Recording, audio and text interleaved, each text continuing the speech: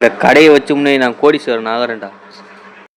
ஏதோ ஆபத்தால என்னை நோக்கி வர்ற மாதிரி இருக்கே. ஐயோ ஏதோ வந்துருச்சு, நெருங்கி வந்துருச்சு. ஐயோ வந்துருச்சு. ஐயோ ஓனா என்ன மாப்பிள, நல்லா இருக்கியா? இவ்வளோ நேரம் நல்லா இருக்கேன்டா. நல்லா இருக்கேன். அப்புறம் என்ன? இது என்ன 5 ரூபாயா? இந்த ஆரம்பிச்சிட்டான்ல.